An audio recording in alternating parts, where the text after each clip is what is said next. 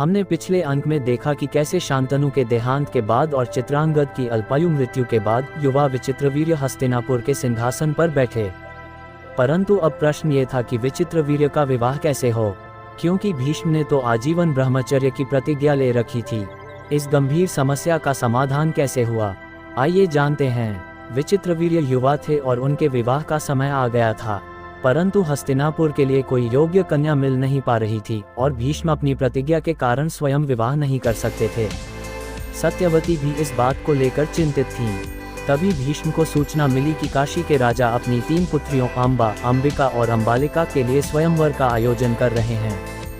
ये सुनकर भीष्म स्वयं काशी के स्वयंवर में गए। उनका उद्देश्य विचित्रवीर्य के लिए कन्याएं लाना था, परंतु वहां बैठे राजकुमारों ने उन्हें देखकर उपहास किया कि एक प्रतिज्ञाधारी योद्धा विवाह के लिए क्यों आया है। भीष्म ने उस सभा में अपनी ढाल और तलवार उठाए और गरज कर बोले, मैं अपने छोटे भाई विचित्रवीर्य के लिए आया हूँ। क्षत्रिय धर्म के अनुसार यदि कोई राजा स्वयंवर में उपस्थित सभी राजाओं को पराजित करके कन्याओं को हरण कर ले तो वह उसका धर्म है। ये कहकर भीष्म ने तीनों कन्याओं को अपने रथ पर बिठाया और हस्तिनापुर की ओर चल दिए। काशी के स्वयंवर में भीष्म की गर्जना ने सभी राजाओं को शांत कर दिया था और अब वह तीनों कन्याओं को लेकर हस्तिनापुर के राजमहल में उपस्थित थे। माता सत्यवती ने संतोष की सांस ली।